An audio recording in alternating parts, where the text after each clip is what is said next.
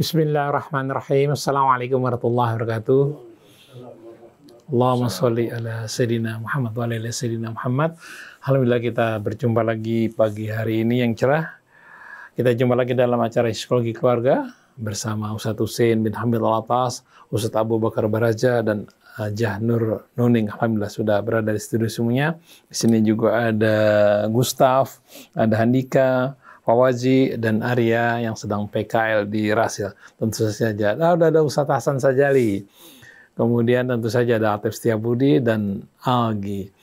Kasus yang masuk ke meja redaksi ada dua. Yang pertama di sebuah acara hajatan, ibu-ibu ambil itu loh, nasi box dimasukkan ke dalam tasnya. Kok begitu gitu? Sampai ada yang ngambil 4 box, ada yang 3 box.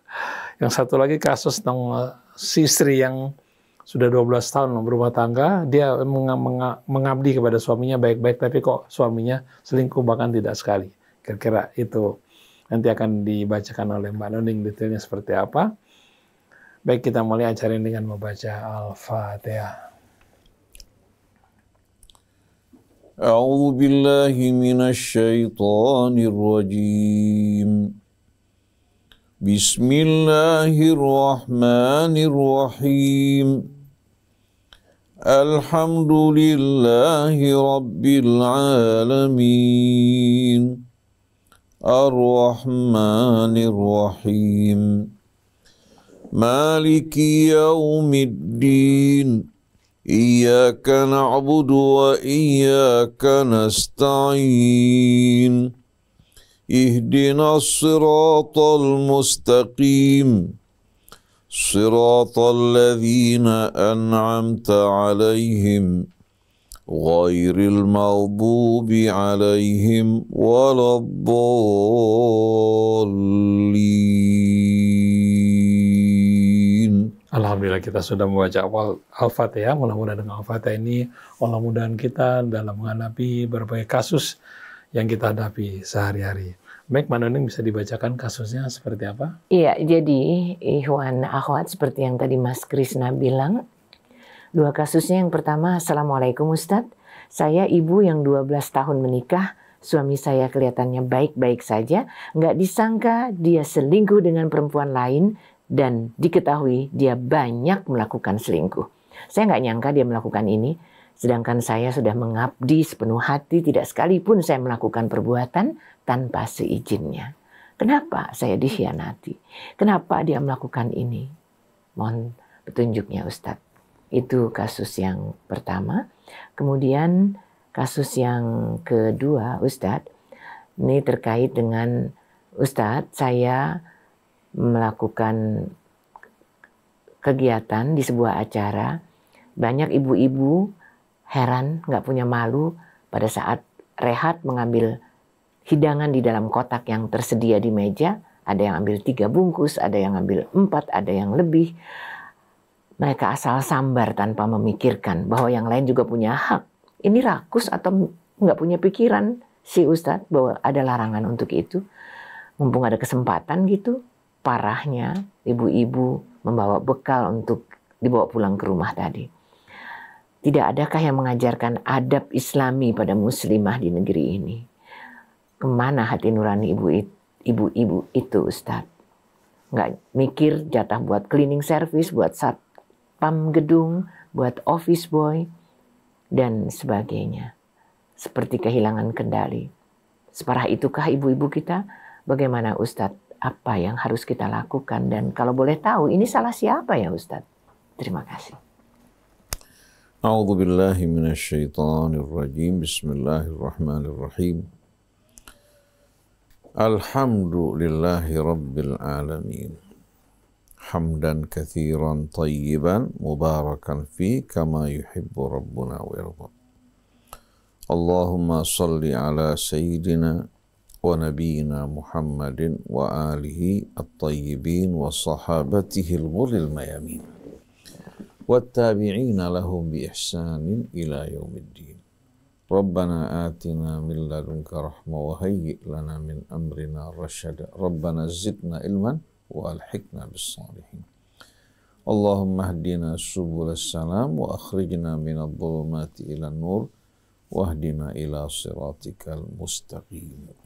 Amma ba'du, ikhwan akhwat, pendengar pemirsa radio Silaturahmi yang dirahmati Allah. Pagi hari ini ditemani Ustadz Abu Bakar Baraja, Ibu Hajjah Nur, ada Abul Hasan Syadili, Atep Setiabudi dan anak-anak kita yang sedang magang, Algi dan seluruh kerabat kerja di studio. Semoga Allah Subhanahu wa Ta'ala ampuni dosa kesalahan kita, curahkan rahmat di atas kita semua, sucikan jiwa kita, membantu kita untuk mengerjakan amalan saleh yang Allah ridhai.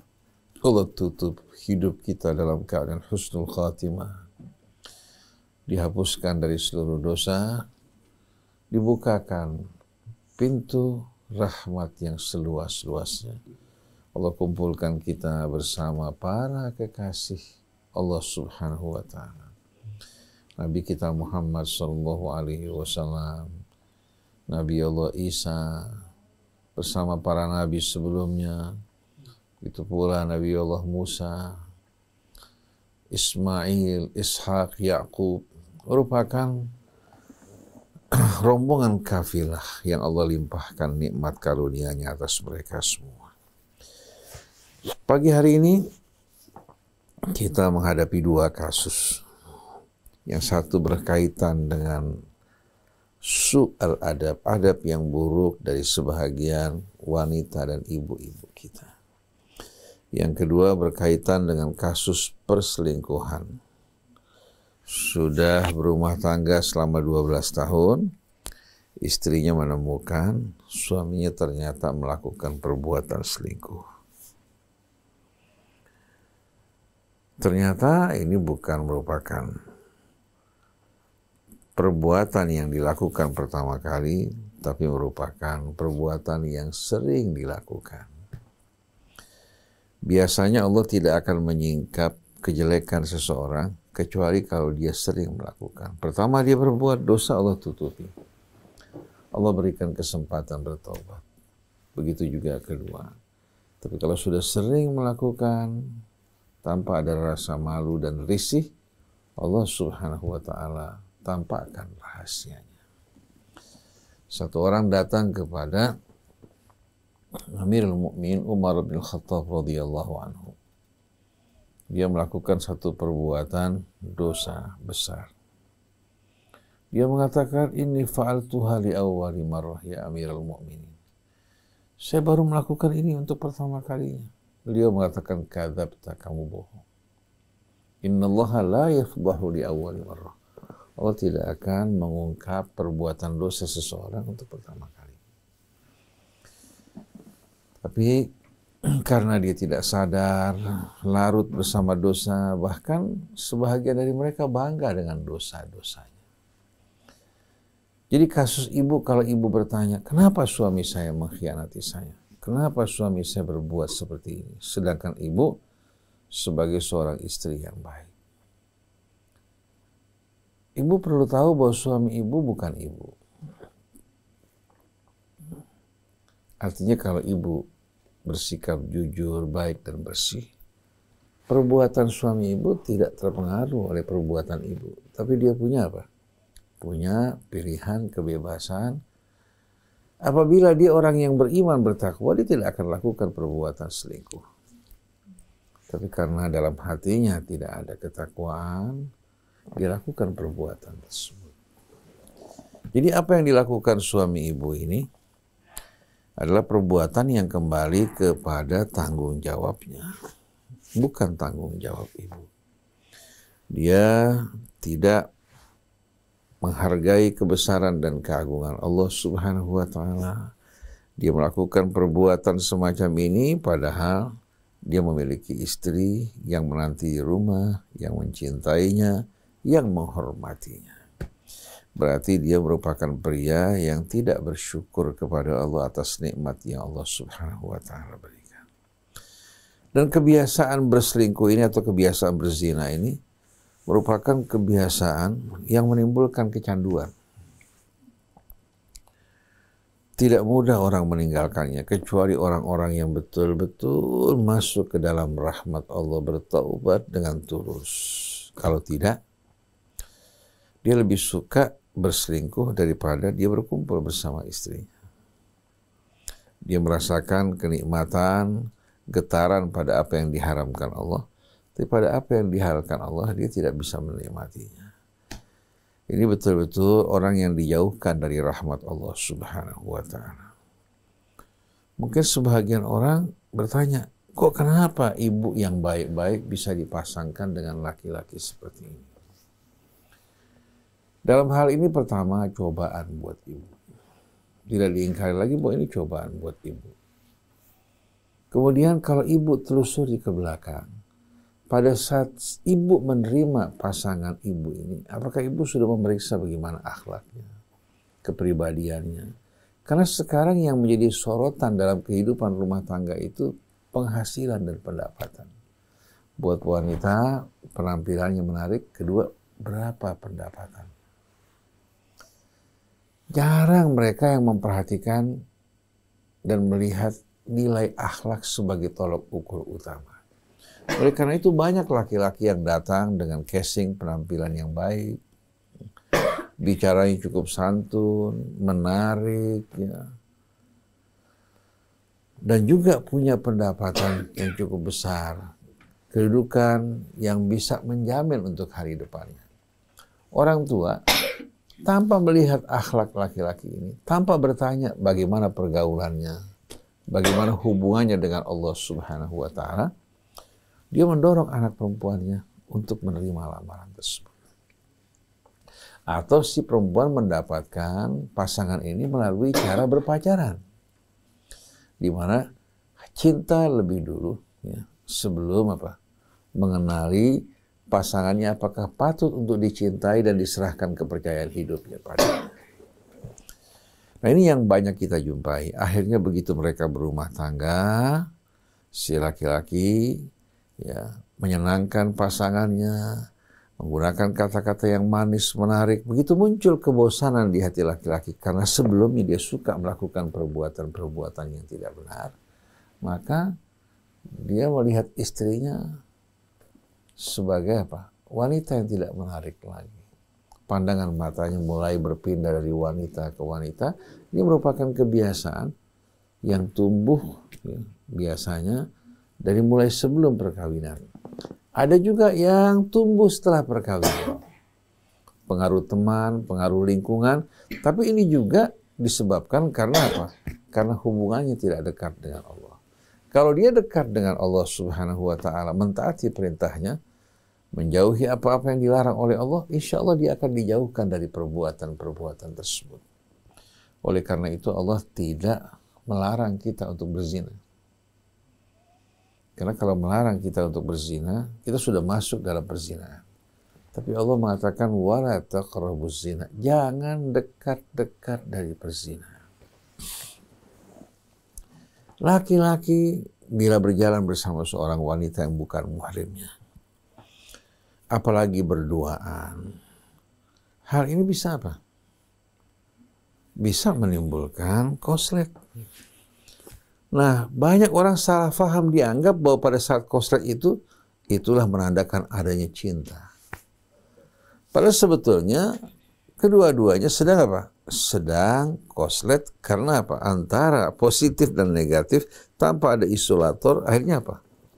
Terjadi percikan api. Beranggapan bahwa ini merupakan cinta yang memberikan getaran, percikan. Tapi kalau seorang laki-laki, ya, katakan melamar seorang wanita, baik-baik, ya, tanpa melalui proses berpacaran, tapi dengar bagaimana keluarganya, wanitanya baik-baik akhlaknya. Si laki-laki datang melamar, pasti dia tidak akan merasakan percikan dan getaran seperti kalau dia bersama seorang perempuan, ya, yang bukan muhrimnya. Muncul pada saat itu syaitan menimbulkan rangsangan di antara keduanya. Begitu juga si perempuan tidak akan merasakan getaran karena sebelumnya belum punya rasa cinta maupun perasaan. Tapi apabila mereka masuk ke dalam kehidupan rumah tangga dengan mengikuti contoh yang Rasulullah ajarkan, mengutamakan agamanya, akhlaknya, kepribadiannya, insya Allah cinta akan tumbuh seiring dengan berlalunya kehidupan rumah tangga. Si perempuan dengan akhlaknya, begitu juga si laki-laki akan membuat yang tumbuh di hati mereka cinta yang sejati. Bukan cinta yang membara, menyala, setelah itu membakar mereka. Begitu datang kejemuan, akhirnya cinta mereka berubah menjadi abu. Ini yang terjadi. Saya pernah ceritakan dalam psikologi keluarga ini. Seorang perempuan sudah bertunangan dengan seorang laki-laki tanpa melalui proses berpacaran. Mereka sudah berencana untuk menentukan hari pernikahan mereka.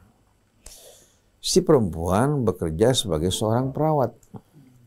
Satu hari di rumah sakit datang seorang laki-laki, ya, dalam keadaan sakit. Si perempuan yang merawat laki-laki ini. Si laki-laki tersentuh perasaannya, di samping dia melihat wanita ini cukup manis, menarik, dirawat, si laki-laki tersentuh perasaannya. Mulai dia menunjukkan apa?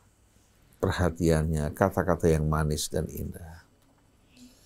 Dia mengatakan, kalau seandainya saya sembuh, saya ini berminat untuk meminang Anda.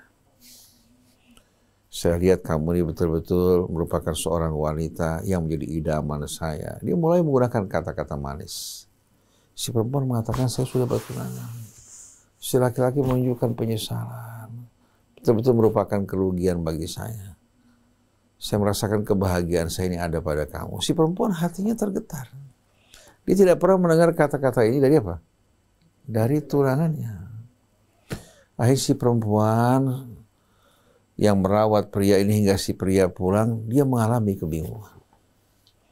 Dia merasakan hatinya begitu tergetar, tergoda dengan pria ini yang betul-betul menyenangkan hati. Dia merasakan bahwa ini merupakan cintanya. Sedangkan itu merupakan ikatan yang sama sekali nggak berhubungan dengan pilihan maupun perasaannya. Dia mengajukan pertanyaan kepada seorang alim, seorang arif. Dijelaskan kasusnya.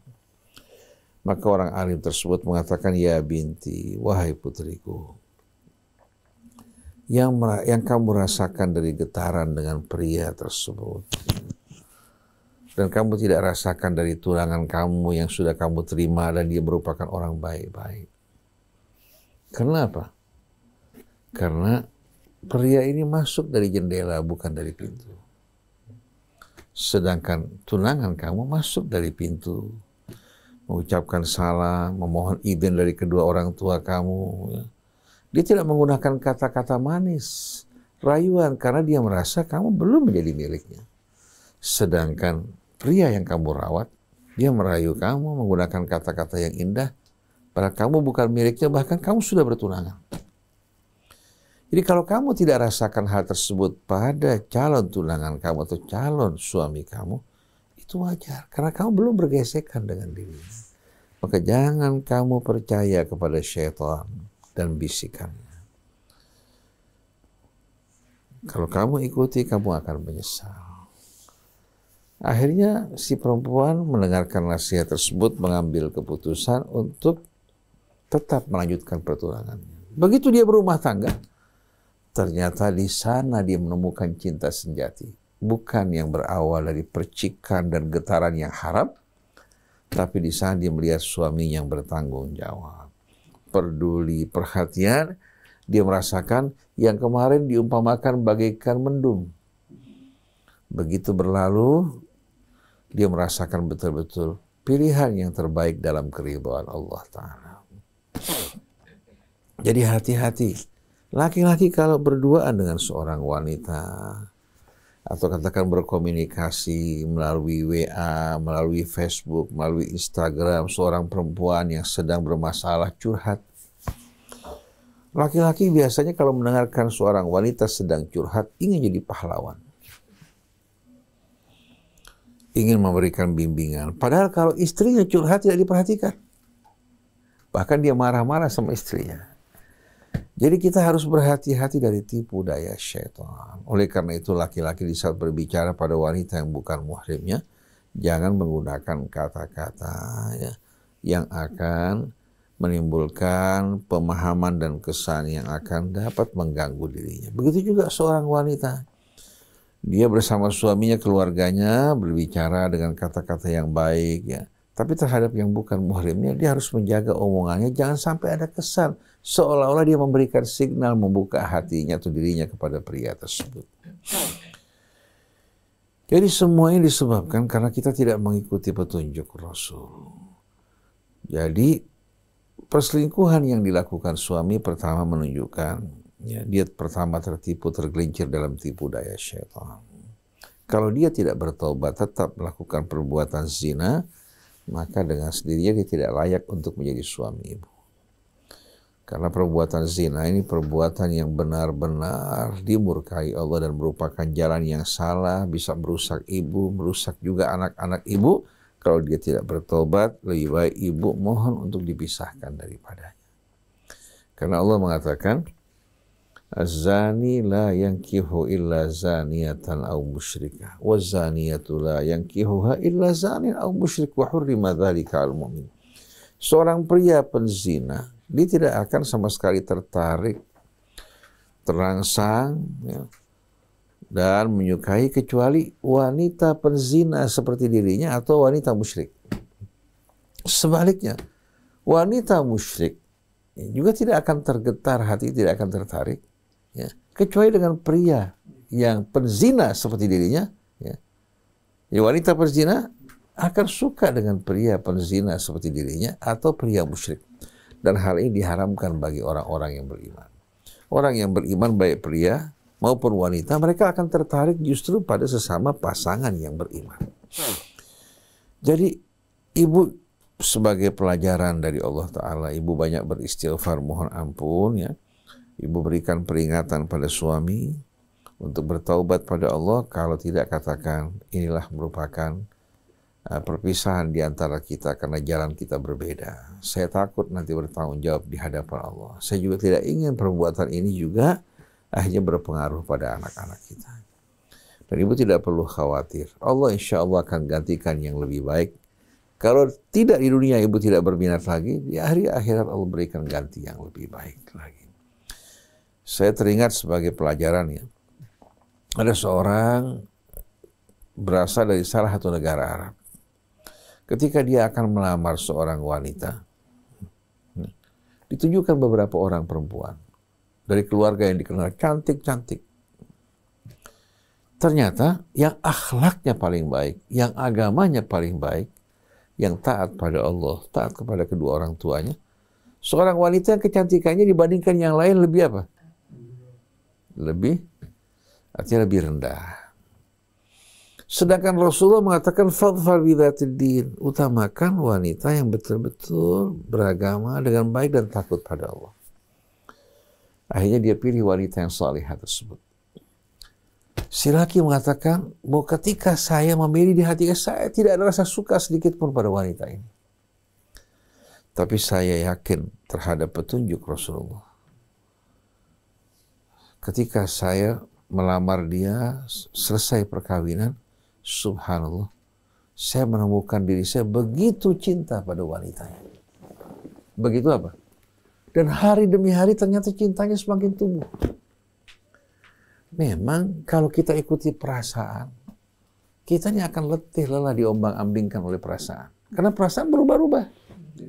Sekarang suka sama yang ini, nggak lama kemudian pindah sukanya pada yang lain.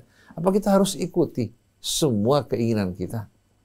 Akhirnya membuat kita letih, malah berakhir kita akan terbakar oleh nafsu kita. Tapi orang yang menghadapkan wajahnya kepada Allah, mohon petunjuknya, masuk dalam rahmatnya, Allah akan buat hatinya bersyukur dengan pasangan yang Allah anugerahkan. Kalau dia pilih dalam keridhaan Allah, dia akan selalu bersyukur. Alhamdulillah yang telah memilihkan saya pasangan yang baik. Yang pria bersyukur, yang wanita juga bersyukur pada Allah. Tapi kalau tidak, dipilih atas dasar perasaan dan nafsu, saya nyesal kawin sama kamu.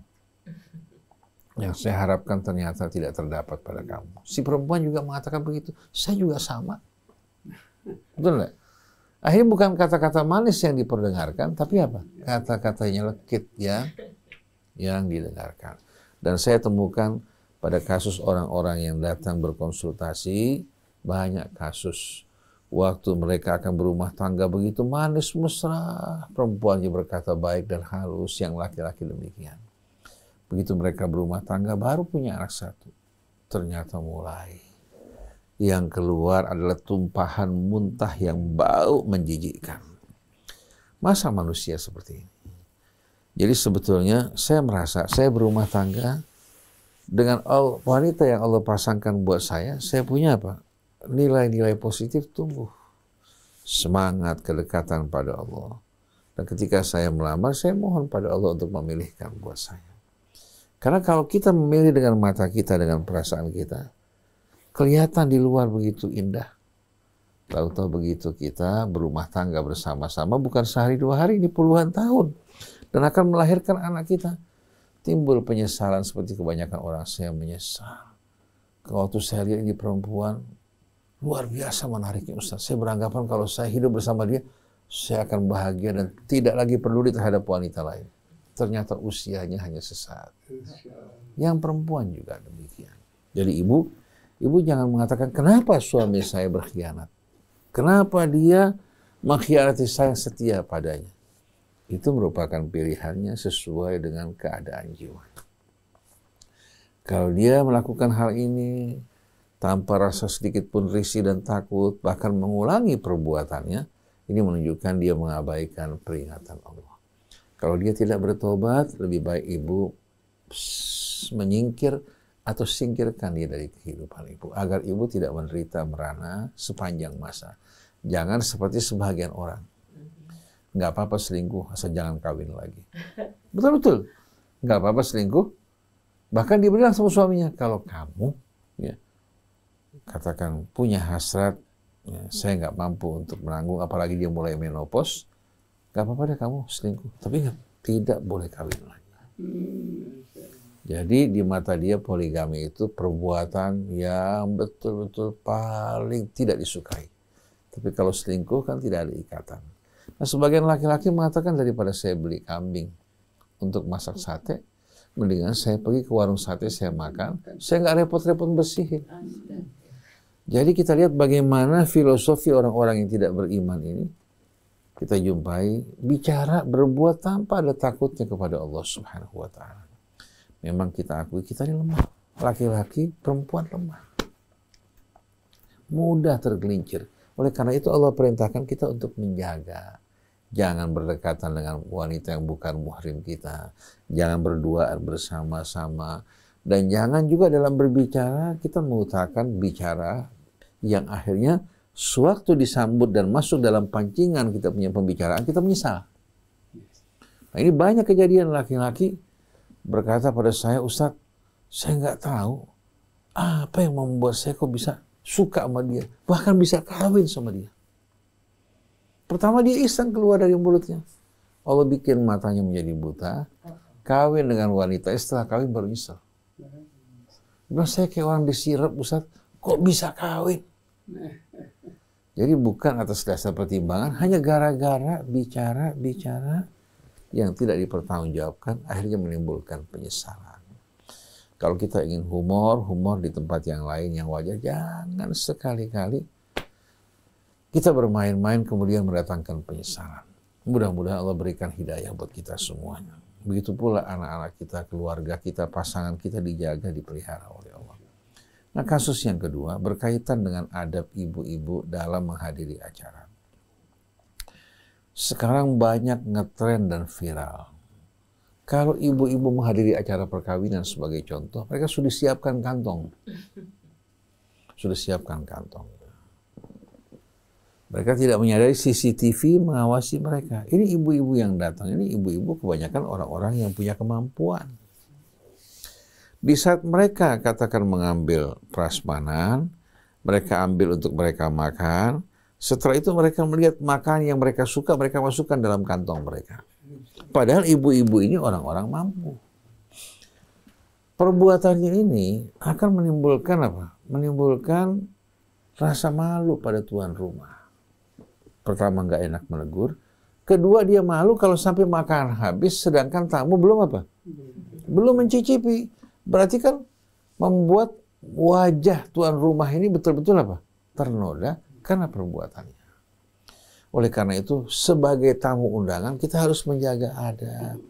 Bahkan kalau tidak diundang, tidak boleh datang. Kalau kematian, kita boleh datang dengan mendengarkan berita kematian, tapi kalau undangan, kita harus datang dengan undangan. Bila kita diundang sendiri, jangan bawa orang lain. Karena mungkin tuan rumah persiapkan makanan sesuai dengan jumlah undangan. Kemudian di saat kita makan sepuasnya yang bisa kita makan. Tapi jangan kita mengambil makanan dimasukkan dalam kantong kita. Ini perbuatan dosa dan haram karena dampaknya. Mempermalukan tuan rumah. Kemudian juga dia mengambil sesuatu ya, yang seharusnya dia tidak ambil. Akhirnya kita jumpai makan baru keluar sebentar sudah habis. Tuan rumah merasa malu yang luar biasa. Jadi hendaknya kita makan secukupnya dan lihat orang di sekeliling kita. Orang-orang yang mempunyai hak juga untuk mendapatkan jamuan sebagai tanda penghormatan dari tuan rumah dan orang yang bekerja di sana tadi. Yang mengherankan yang melakukan ini bukan orang apa? Awam. Kecuali kalau dalam acara, biasa sebagian orang pada acara ya kumpul, katakan acara doa, acara apa saja di rumah atau acara khitanan, orang kampung diundang, kemudian mereka cicipin makanan, setelah itu tuan rumah mengeluarkan kantong bagi setiap orang untuk membawa makanan yang mereka suka. Itu namanya dapat izin dari tuan rumah untuk mengambil makanan dan tuan rumah yang sediakan itu semua untuk mereka. Jadi orang-orang kampung, ya, kenapa orang tuan rumah sediakan supaya keluarganya di rumah bisa menikmati makanan, jangan hanya yang diundang. Jadi masing-masing ada yang ambil katakan buahnya, kuehnya, ada juga yang mengambil masakan di samping dus makannya sudah disediakan. Karena tuan rumah melihat orang-orang kampung ini ya, kondisinya beda. Tapi yang mengherankan di acara perkawinan mewah, ibu-ibu bawa kantong untuk mengantongi makanan prasmanan yang disediakan untuk tamu. Ini perbuatan dosa, perbuatan yang haram, dan juga betul-betul menodai kehormatan wanita muslimah. Apalagi mereka-mereka yang mampu. Jadi memang perlu ada keterangan adab bertamu, juga adab tuan rumah dalam menerima tamu. Kita perhatikan hampir kebanyakan orang ini dalam bertamu tidak sama sekali menghiraukan adab-adab bertamu. Bisa aja tuan rumahnya sakit, tuan rumah punya pekerjaan, punya ikatan, tamunya sama sekali apa? Tidak apa?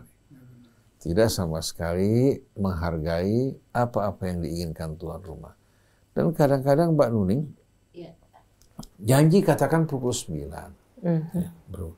Si tuan rumah mengatakan saya punya acara pukul 11, saya terima 9.10. Dia datang pukul 10, setengah 11. Ada janjinya sama orang lain? Terganggu kan? Jadi banyak kasus seperti ini kita jumpai. Hingga banyak orang akhirnya lebih suka nggak menerima tamu. Daripada tamunya datang bukan pada waktunya, akhirnya membuat janjinya dengan orang lain terganggu. Jadi sebaiknya sebagaimana yang Allah Subhanahu wa Ta'ala terangkan, kalau kita ingin datang ke rumah orang, pertama kita minta izin. La tadkhulu buyutan ghaira buyutikum hatta tasta'nisu wa tusallimu ala ahliha. Pertama isti'nas. Isti'nas itu kita beritahukan dia, saya mau datang ke tempat kamu, kira-kira kamu terganggu apa tidak. Kapan ada waktu? Itu namanya isti'nas. Cari waktu yang kira-kira menyenangkan dia, yang dia siap menerima kita. Nah begitu kita akan masuk, kita ucapkan salam. Jangan ujuk-ujuk masuk tanpa salam, bisanya tuan rumahnya belum siap kan? Atau katakan ada wanita yang masih terbuka, dia punya aurat. Jadi hatta tasta'nisu wa tusallimu ala ahliha. Istiqnas ini penting sekali. Kadang-kadang orang dalam kondisi sakit atau biasa aja di rumah ada persoalan. Ada persoalan suami istri.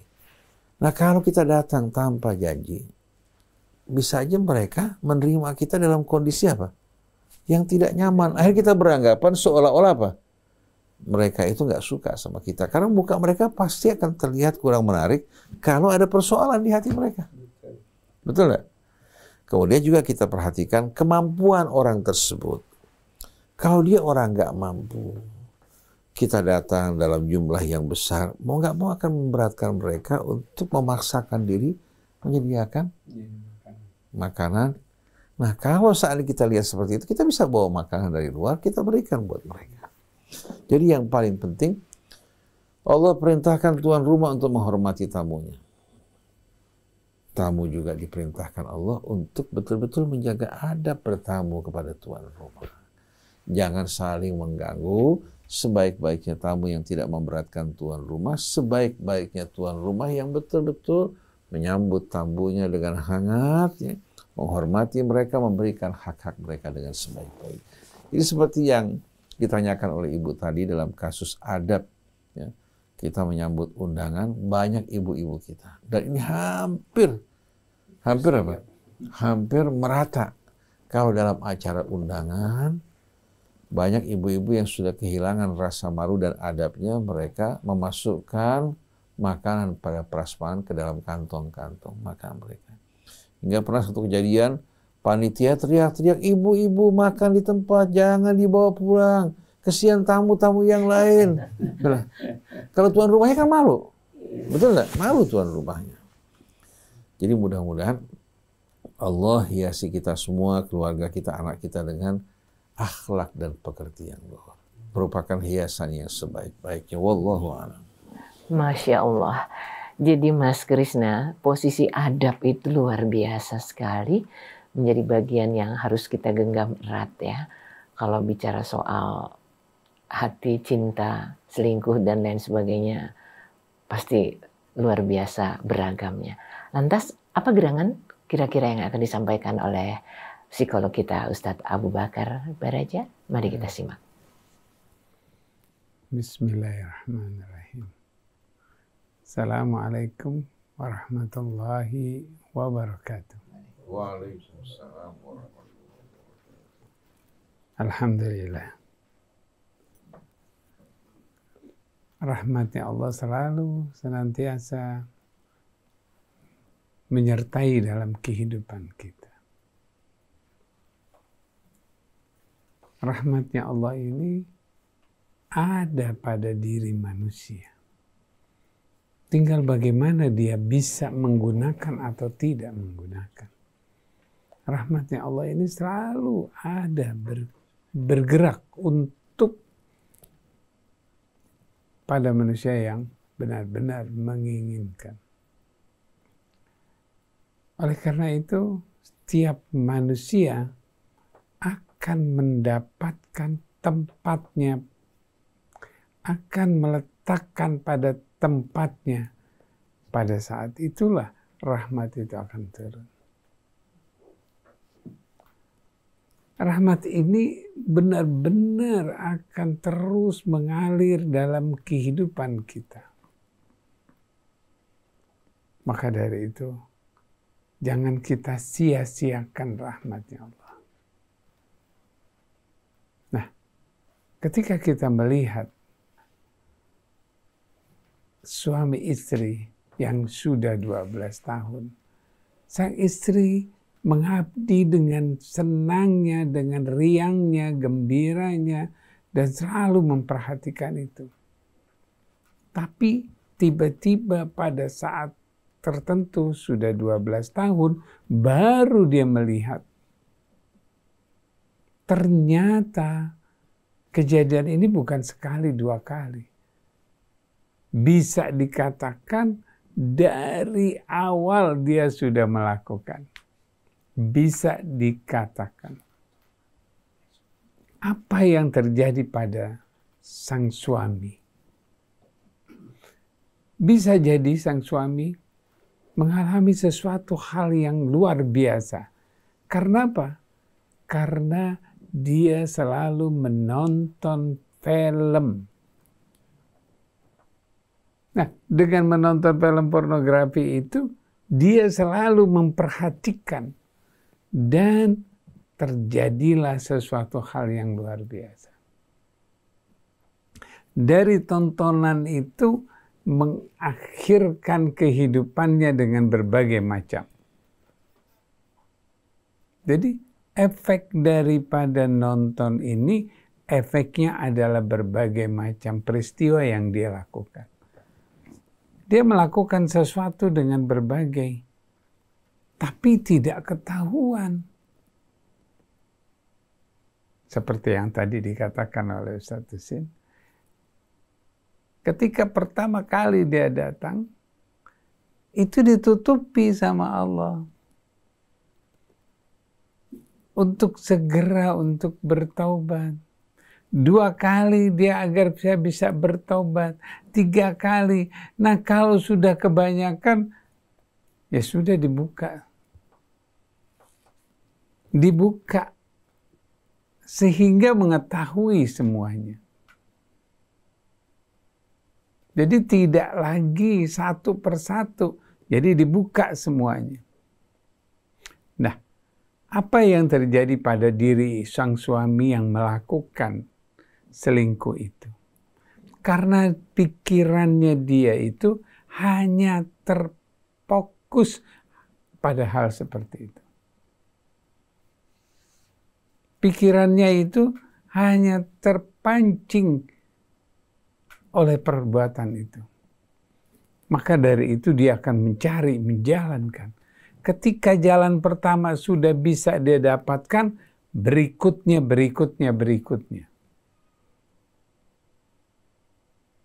Maka jangan dekatkan diri kita kepada sesuatu yang Allah tidak inginkan. Kalau kita dekatkan, maka dia akan terus mendekat. Dari satu film, dia sudah mempunyai kedekatan. Maka dia akan terus mendekat. Terus. Nah, kalau dia tidak bertobat, tinggalkan. Tapi kalau dia bertobat, insya Allah itu dia baik. Oleh karena itu, perbuatannya ini sudah adaptif. Sudah menjadi kebiasaan dia. Kebiasaan yang selalu mendorong terus. Bagaimana agar supaya dorongan itu tidak terpakai atau tidak bisa kita mulai? Kita memulai. Sampaikan kepada sang suami, saya tidak akan melakukan lagi. Dengan kata-kata, saya tidak akan melakukan lagi. Katakan, saya tidak akan melakukan lagi. Kalau dia sudah menyatakan dirinya bahwa dia tidak akan melakukan lagi, insya Allah dia tidak akan melakukan. Tapi bukan sekali pas ketahuan, ya sudah saya tidak akan melakukan lagi. Berhenti, kata-kata itu berhenti. Maka besok, lusa, dan seterusnya dia akan melakukan lagi. Maka oleh karena itu, dia harus mengucapkan kata-kata, saya tidak akan melakukan lagi. Saya tidak akan melakukan lagi, ini terus diucapkan setiap hari. Waktu dia mau melakukan, dia berpikir bahwa saya tidak akan melakukan lagi. Maka dia tidak akan melakukan. Ketika dia mau melakukan, dia sudah berjanji pada dirinya dia tidak akan melakukan lagi. Maka dia tidak akan melakukan. Karena itu, maka kita harus tegaskan kata-kata itu harus diucapkan setiap hari. Setiap hari dia harus mengucapkan. Sampai bagaimana? Sampai hilang pikirannya dia. Karena dorongan itu akan terus mengejar. Ketika dia melakukan sekali, 2 kali, dia akan terus mengejar.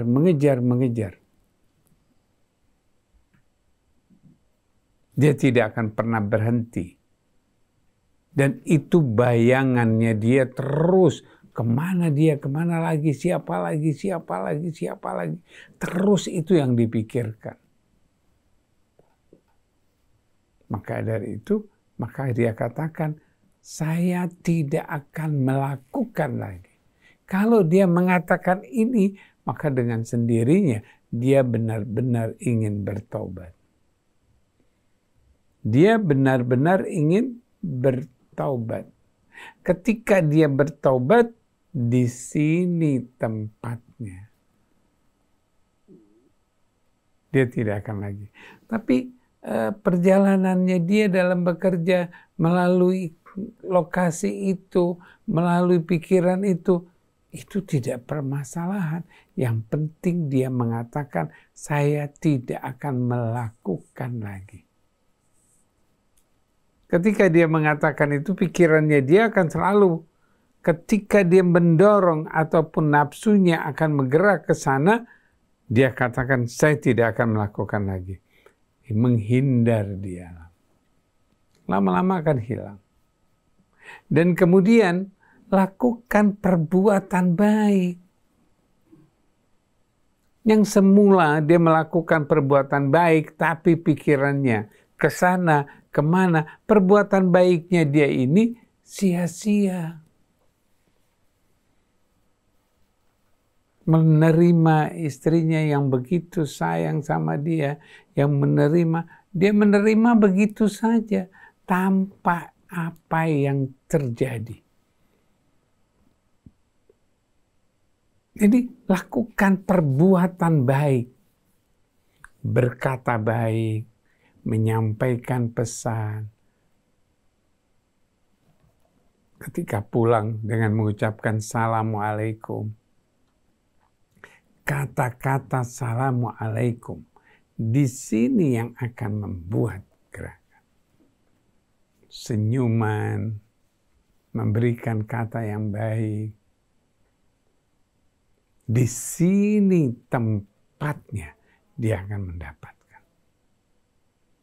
Kalau dia berbuat baik, maka dengan sendirinya apapun yang dilakukannya tidak akan pernah ada. Dia akan selalu kelihatan baik kalau dia melakukan perbuatan baik. Jadi dengan kata-kata itu, bahwa saya tidak akan melakukan lagi dan berbuat baik. Pakai kata-kata dan berbuat baik. Nah, kalau ini benar-benar dia terima dan dia mau melakukannya, insya Allah dia benar. Tapi kalau dia tidak akan melakukannya, dia tidak mau melakukan, saya tidak akan melakukan, dia tidak berani mengatakan, sebaiknya ibu lepaskan. Karena Allah akan mengganti yang lebih baik. Insya Allah. Insya Allah. Insya Allah. Nah, kasus yang kedua. Seorang yang benar-benar berperilaku mengambil makanan, menikmati makanan, apakah dia menjadikan kebiasaan? Itu merupakan kebiasaan. Itu merupakan kebiasaan. Karena satu yang melakukan, yang lainnya ikut. Sekarang kalau pengajian, tasnya besar. Karena nanti di pengajian ada semua makanan. Kalau ada pernikahan, tasnya besar untuk masukkan makanan. Disinilah tempatnya. Bagaimana? Adab itu harus dilakukan. Pertama kali ketika kita masuk ke dalam suatu tempat, kita mengucapkan salam. Dan niatkan bahwa saya ingin hadir.